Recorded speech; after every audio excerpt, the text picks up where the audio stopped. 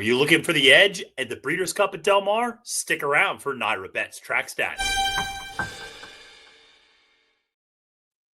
Hi everyone, Matthew DeSantis here with NYRA Bets, and welcome to this very special Breeders' Cup episode focused on track stats. Now, before we get into that, I want to remind you to use the code CUP25 if you're not yet playing on NYRA Bets. We have a free $25 bet and up to a $200 deposit match bonus. So again, if you're not playing on NYRA Bets yet, make sure to use that code CUP25 to do so today. Also, if you're already a member on NYRA Bets and play with us, first of all, thank you. And second of all, we have a lot of great promotions coming up for the Breeders' Cup in the days leading up to it, as well as on those two big days out at Del Mar. So be on the lookout for those great promotions coming up on NYRA Bets. All right, folks. Well, listen, this is all about track stats today. And some of you might be familiar with track stats because it's a column and a blog I have up on NYRA Bets. I don't usually do a YouTube show for it, but with the Breeders' Cup, I figured this is another way of pushing out some of this information. What are track stats? Track stats analyze how post-time favorites perform by level, surface, and distance. They also analyze how winning trips are worked out at a particular track, again, by surface and by distance. Also by track conditions. This is something else I keep in track of during the summer up at Saratoga, but I do it for other tracks as well.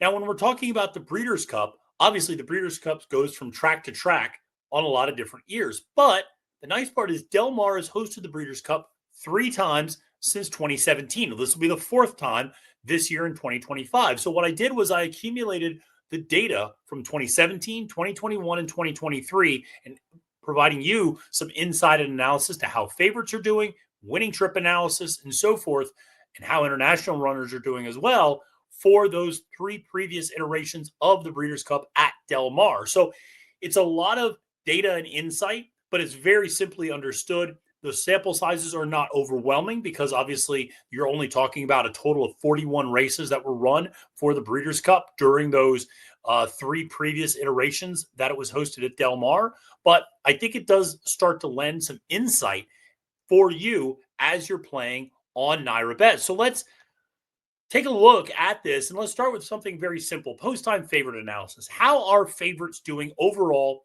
at the Breeders' Cup at Del Mar? And I think one of the big reasons I like doing track stats is that it helps demythologize things. I think sometimes there's a lot of narratives that are just out there in horse racing and handicapping that people haven't really tested, but they just say, oh, it's a speed favoring track. Oh, this is a track that favors closers.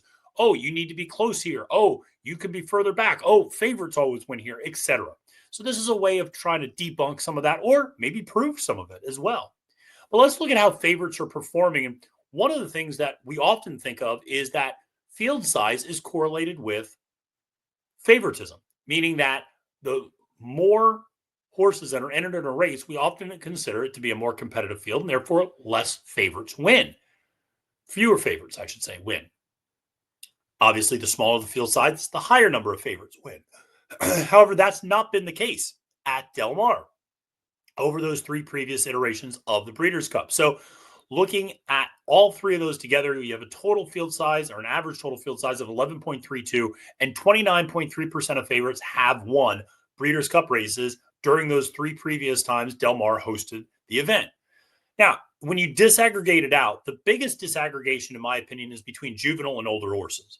When you look at the juvenile fields, you tend to just have some really heavy favorites. These are very precocious 2-year-olds who sometimes it's just very obvious who's going to win those races. And so in Juvenile Friday, 43% of favorites are winning on Breeders' Cup Juvenile Friday, compared to only 22% on the older horse Saturday. That's not surprising. Juvenile fields usually aren't as deep. Even though there might be more horses, they're not as deep in terms of quality. And when you're looking at that older division, just much more competitive a lot of times. And you also don't have maybe as overwhelming of favorites. And so you have a lot of horses that might be a shorter price, let's say 7-2, 4-1, 5-1, who end up winning. But again, not the favorite necessarily. So older horses, a little bit more competitive in terms of fewer favorites winning, even though the field size is a little bit smaller. Now, when you look at the dirt and turf, what's interesting here is that there's a pretty significant gap between the number of horses entered in these fields at Del Mar. So if you look, At the dirt races in the 3 previous times Del Mar hosted, the average field size only 9.95. In the turf races, 12.75. It's almost a 3-horse difference. And yet, only 24% of favorites have won dirt races, whereas 35% of favorites have won turf races. So again, why is that? Well, I think there's some logical explanations. One is the Europeans. The Europeans will bring over some significant runners on the turf, in particular, Aidan O'Brien, John and Thaddy Gosden, Charlie Appleby. And those horses tend to be favorites, and they tend to run to form. So you end up seeing maybe a little bit more formful results on turf because of the presence of really good European runners. That's, I think, a big part of the reason why you see that gap. But it is interesting that you have significantly larger field sizes on the turf, yet you also have significantly more favorites winning. Interesting dynamic to keep in mind as you're handicapping and putting together sequence tickets for the Breeders' Cup this year. Now let's look at how specifically favorites are doing by distance and surface. So if we just isolate dirt sprint races, now there have only been 6 of those, not very many, you'll see 0.0. That's right. It's no way to go through life, Mr. Plutarski. I hope some of you understood that reference.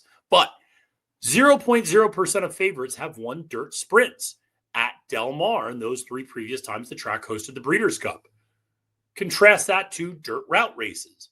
33.3% of favorites, a third, have won. And that is what you kind of would normally expect to see. About a third of horses, a third of favorites typically win races. That as a handicapper and a bettor, if you see that, that means it's playing pretty fair. Because statistically, that makes sense. That about a third of favorites should win. It's when you start seeing 40, 45% of favorites winning something that you go, wait a second, this is really skewed in one direction. Now, when you talk about turf sprints, there are fewer turf sprints than dirt sprints. Why is that? Because in 2017, there was no juvenile turf sprint yet. So there's one fewer sprint race, a turf sprint race compared to the dirt sprint races.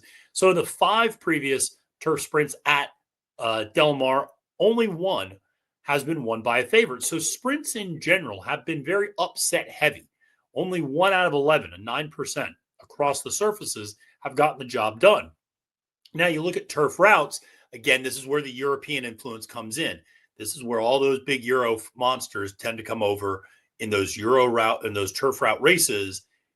40% of turf routes won by favorites. Okay, again, overall 29.3%, but you'll see where the favorites have been doing well and doing poorly, specifically during those previous 3 times Del Mar hosted the event.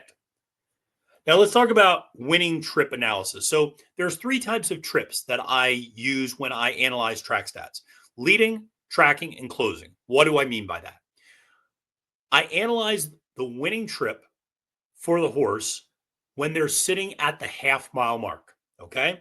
So at the half-mile mark, are they leading? That should be pretty self-explanatory. Are they tracking? In other words, are they within 3 lengths of the lead? Or are they closing? Are they coming from more than 3 lengths back at the half-mile mark? So again, this is how I define leading, tracking, and closing. It's how horses are sitting at the half-mile mark. In dirt sprints, again, a surprising figure, 0% of winners in dirt sprint races have been leading at the half-mile mark. Speed has not been good. Meanwhile, half the winners have been tracking from within 3 lengths off the pace. And believe it or not, at Del Mar, 50%, 3 of the 6, have closed from more than 3 lengths back at the half-mile mark. So you can make up ground and close at Del Mar. We saw this last year in the Filly and Mare Sprint with Soul of an Angel coming from last place to win that race. Why? Well, even though we think of Del Mar as a speed favoring track, what's very important is that a lot of times these sprint races feature a significant amount of speed.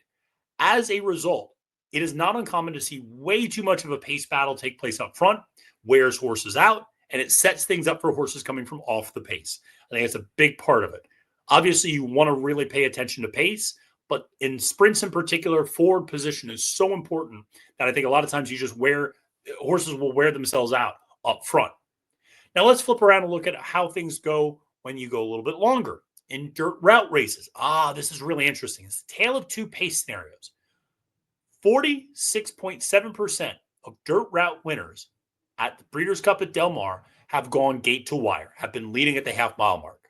However, 40%, including last year's Classic winner Sierra Leone, have closed from more than 3 lengths off the pace at the half-mile mark. So what does this tell us? First of all, it tells us that you can make up ground at Del Mar. You can come from off the pace, okay? But that it is very pace dependent. You really need to be a pace handicapper in these dirt route races for the Breeders' Cup in particular, in my opinion. Why?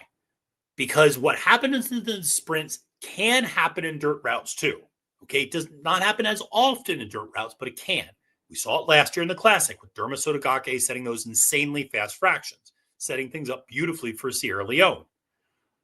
However, Del Mar is also a track where if you get out up front and there's not a lot of pace pressure, you can absolutely hold on to win. All right. But if the pace is too hot, i.e. last year's Classic, although you could think back to 2021's Distaff as well, when they all ganged up on Latruska and Marche Lorraine wins for Japan. You can think of that. It sets up for a deep closer. But the key here is that when a horse gets up front, if they are able to get comfortable and there's not that much pace pressure or they're able to set reasonable fractions, they will keep going, and it's hard to pass in that case to sit just, oh, I'm just 2 lengths off. Yeah, but if they're not going fast, it doesn't matter if you're only 2 lengths off because they're going to keep finding more and that track's not going to slow them down. If they go too fast, though, it sets up for closers. So you really have to be a pace handicapper in these sorts of dirt route races, in my opinion, at Del Mar for the Breeders' Cup. Now let's flip over to the grass, okay? And let's look at turf sprints. Leading 2 of the 5, 40%, have been leading at the half-mile mark. 3 of the 5 have closed from more than 3 lengths back. Again, some of this is the Europeans. They have that big turn of foot late. They can come from off the pace. However, turf sprints are often defined by speed. So some of the same things that can happen in dirt sprints happen in turf sprints where they just wear each other out up front. Last year, if you remember, Cogburn, he wasn't even being pressed. He just went way too fast early, and it set up for Starlust to come from off the pace. So you can have a lot of different trips there going short on the turf. Now, let's talk about turf routes because there's a little bit more of a cases there. 15 races over those 3 previous iterations that the Breeders' Cup's been at Del Mar, and 0 of 15 have won gate to wire. There has not been a turf route gate to wire winner at the Breeders' Cup at Del Mar. Okay? That's important to keep in mind. Again, it goes back to a lot of times these Europeans, they have a big late closing kick, and that's what ultimately ends up winning the race. We've only seen a third of horses tracking from within 3 lengths of the pace win, but overwhelmingly 2/3, nearly 67% of winners in turf route races have come from more than 3 lengths back at the half-mile mark. Again, pace is not as important here in turf racing because you get such incredible late turn of foot and incredible late kicks from these big European horses that are often coming over. So do not be dissuaded by deep closers in turf route races. You absolutely can get home at Del Mar. That is not an issue. So that is something to really keep in mind when you're analyzing these races and thinking about how to handicap them and who might be a horse that gets the right trip versus the wrong trip. Quite frankly, if I see a turf router who just has ones up front and just likes to lead, they're a toss for me. They're a toss. It just doesn't happen at Del Mar in these turf route races in the Breeders' Cup. Now, a horse like Rebels Romance, who may very well end up being your favorite in the turf, in the Breeders' Cup turf, that is a horse that can go to the lead, has sat up front, but if previous iterations at Del Mar often sat off the pace. And so it usually will sit a little further back. Will sit second, third, fourth. Can come from off the pace, fitting into those tracking numbers. So again, something else to keep in mind. All right. One of the last things I wanted to talk about was the fact that Del Mar is a truly international destination track. And the Breeders' Cup is obviously an international event. You have Europeans coming over, but you also have the Japanese, Latin Americans, North Americans, all competing against each other. One of the narratives that I have heard is that the Euros don't like the California turf because it's too well manicured, it's too firm, it's not deep, it's not like the European turf, and it's not like the European turf. Talent wins out. Europeans have done fine winning turf races. In fact, European runners have won 55% of the turf races across the previous 3 times Del Mar has hosted the Breeders' Cup. They are doing fine there. Now, they never went on dirt, although they rarely have runners on dirt. Last year, City of Troy tried it in the Classic, and that poor horse, oh, I felt so bad. That picture where his eyes are closed and getting all the kickback. Ah, poor guy. But the turf races, again, that narrative that the Euros don't like California turf, it's a false narrative. They do just fine over here in California. They like the turf at Del Mar. It's no problem at all for them. Now, Japan has won a couple of races. Loves Only You and Marche Lorraine. They each have won a race, one on dirt, one on turf. Marche Lorraine in the distaff back in 2021. Loves Only You on the turf that same year. They obviously have Forever Young coming over here. I will say the Japanese, I think I take much more seriously when it's on the West Coast because it's an easier ship for them. It's a much easier process for the horses to get acclimated. Forever Young's already made his way over here to the United States in Del Mar. So I just think the Japanese, you have to take a little more seriously at Del Mar. Now, that said, last year, the Japanese were very disappointing at Del Mar. There were a lot of hyped up Japanese horses, and they really didn't come through. They took a lot of money, too, from the betting public. Didn't really come through. Forever Young ran third in the Classic, ran well. But outside of that, not a lot of Japanese runners ran well last year, though they did have two winners in 2021. They have a contingent coming over again this year. I think it's about 8 or 9 horses coming over, so not quite as many as they had last year. Forever Young is obviously going to be probably the favorite or the shortest price of all of those coming over. But it's just something to keep in mind. Now, Latin America, I have an asterisk there. And it's because of last year with Full Serrano in the dirt mile. Full Serrano is an Argentinian bred horse. He raced his entire career in Argentina before coming up, I believe, for 2 races in North America before the Breeders' Cup Dirt Mile last year. So Full Serrano, yes, technically had been transferred to North America. I'm counting him as a Latin American horse because he was bred in Argentina and he raced the overwhelming majority of his career in Argentina prior to coming up right before the Breeders' Cup last year and getting a couple of races in. So I count Full Serrano as a Latin American horse who won that dirt mile last year. Maybe you disagree and you would include them in the North American runners. Fair enough, fair enough. Latin American runners have not had as much success. Full Serrano really being the only one. And again, that is, I think, deserving of an asterisk. And then North American runners. Listen, we do great on dirt. That's what we do, man. We do dirt and we do it well. Turf, it's not bad. But, we ran well last year, More Than Looks and She Feels Pretty and Johannes. I mean, there's a lot of More Than Looks and Johannes. I mean, there's a lot of nice runners that we have. She Feels Pretty is going to run this year. We have a lot of nice turf horses. I wouldn't even be surprised maybe if one of the juvenile turf runners is from the United States this year. But you always have to take those Europeans so seriously when they come over here to Del Mar and the Breeders' Cup. Listen, folks, I hope you enjoyed this. There's a little bit more data on NYRA Bets. So if this is something that interests you, head over to NYRA Bets. You can dive into some more granular data with regards to track stats only on NYRA Bets. And again, this is something I do for tracks across the country at different times a year for big meets, things like that. Do it every year at Saratoga. I'll do it for some of the other, the Gulfstream Park for the championship meet, things like that. So always try to help people out, connect them to a little bit more data. Hope you appreciate that as well. We also try to connect you to a little bit more money here on NYRA Bets. So use that code CUP25. If you're not playing on NYRA Bets yet, you get a free $25 bet and up to a $200 deposit match bonus. All right, friends, my name is Matthew DeSantis, wishing you a great, profitable day at the races and reminding you, friends, it's now post time.